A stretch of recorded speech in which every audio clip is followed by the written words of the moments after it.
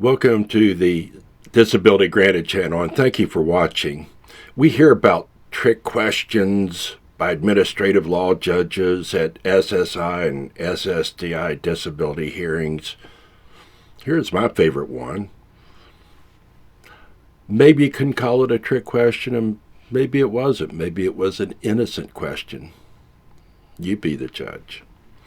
I appeared at a Social Security disability hearing with my client at the Social Security Disability Hearing Office in Greensboro, North Carolina. My client lived in Winston-Salem, North Carolina, which was about 35 miles away. She met me at the hearing office about 15 minutes before her case was scheduled for hearing. Her medical record was complete. I had submitted a brief for her case, and we were ready, or so I believed.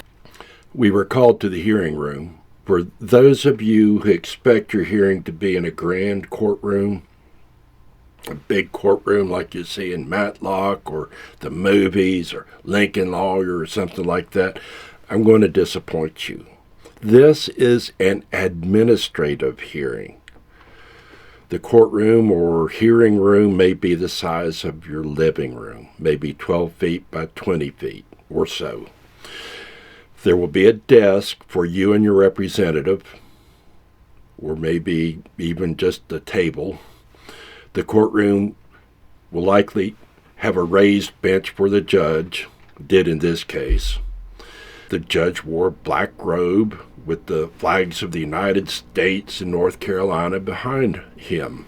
To his right was a desk lower than where he was sitting, and it had a court reporter sitting there and a seat for a vocational expert. Not all hearings have vocational experts.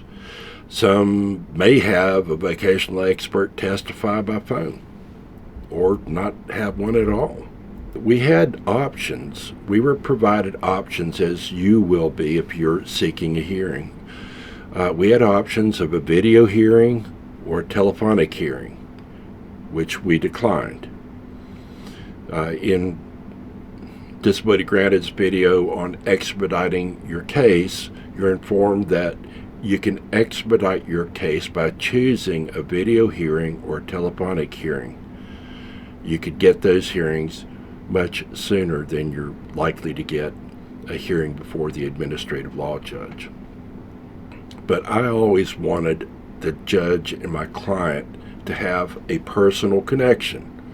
I wanted them to talk to one another, to converse. I felt it made a difference, and I still do. We entered the hearing room where we were greeted by an affable, kind-mannered administrative law judge. This kind judge, very courteous, welcomed us. "Good morning, Mr. Dawson. It's good to have you in my courtroom again. Thank you for coming, Ms. Jones," not her real name. "It's good to meet you, and I hope your trip went well." My client answered, "It did." The judge said he was glad to hear that, and he courteously asked, "How did you get here?"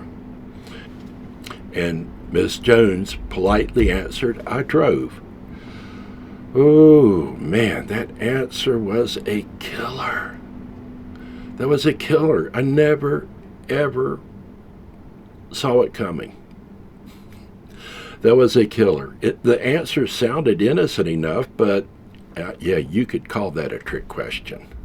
Ms. Jones' answer,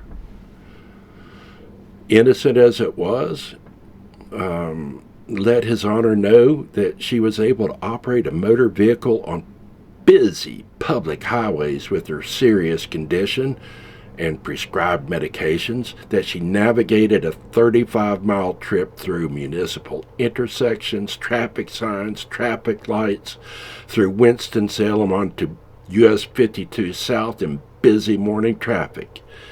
She navigated Interstate 40 East through faster, busy traffic until she got to Greensboro. Now, you probably have interstates that you have to travel on, and this one may be similar. It's got lane after lane after lane after lane, maybe 8 lanes wide. Uh, Maybe even more. I never counted them all. And you got cars changing lanes all the time. Maybe they're changing lane to get to the next exit, or maybe they're changing lanes because he just merged on and they want to be in the faster lane of traffic, or maybe they're just changing lanes for whatever reason. So you got that on the interstate. Plus, you have to keep track of traffic merging. You've got to keep track of where you are on the interstate, how long it's going to be before you get there, where your exit is, and what to do after you get to that exit. So the judge knows all that. Yeah, he knows all that. And you know what else he knows? He knows that Miss Jones driving that car, when she got to Greensboro, she had to navigate all those one-way city streets. And the nearest parking building to the hearing office was 2 city blocks away. And not only was it 2 city blocks away, but to get to the courthouse, you had to cross these divided 4-lane highways, the city streets, 4-lane divided, and there's a big median in the middle because that gave people time after they crossed one 2-lane street. It gave them time to let the 2 lanes on the other street clear and then walk the rest of the way to cross the intersection. And he knew that she didn't have a cane or anything, that she navigated that without assistance. So the judge knew all of that from that wonderful, simple, kind, courteous reply to his question. Wow. Hey, from then on, that hearing was an uphill battle. Yeah, my client had testified that she was mentally and physically able to operate a motor vehicle alone while medicated 35 miles to and from busy federal highways, busy city roads, and afterwards walking 2 city blocks across busy city traffic from the nearest parking building, which was 2 blocks away, maybe further. And none of that helped her disability case. None of it helped at all. From then on, I understood I couldn't assume my Social Security disability clients wouldn't drive to the hearing. So I instructed each of them, do not drive to the hearing. Get your spouse or a family member, your son or your daughter, get somebody to drive you to the hearing. And I didn't care if it was difficult or not. Get someone else to drive you to the hearing. I didn't care if the client was having a good day and they felt that they could drive to the hearing. I don't care if they felt they were having a great day or a good day or whatever. Don't drive to the hearing. So here's the thing. This is something you can get from it other than trick question. The unexpected trick question.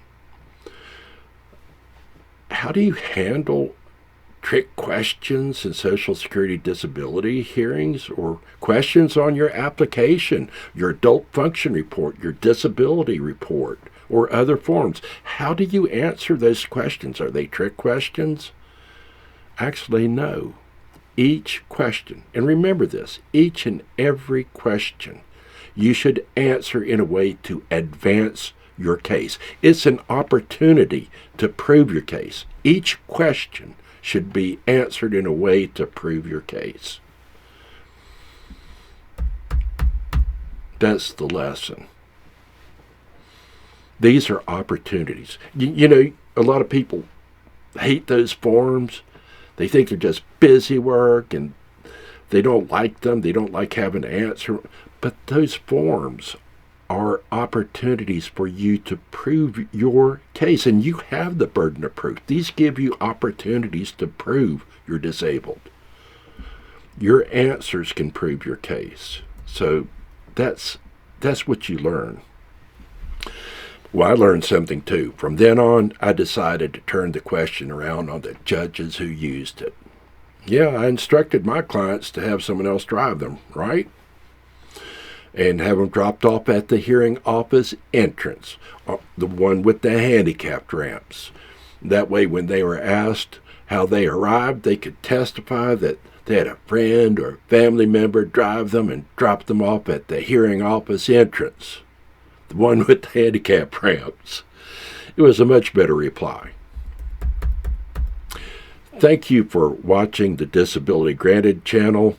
If you found this video helpful or believe it could help other blind or disabled persons, please share, like, and subscribe so it will be available to them.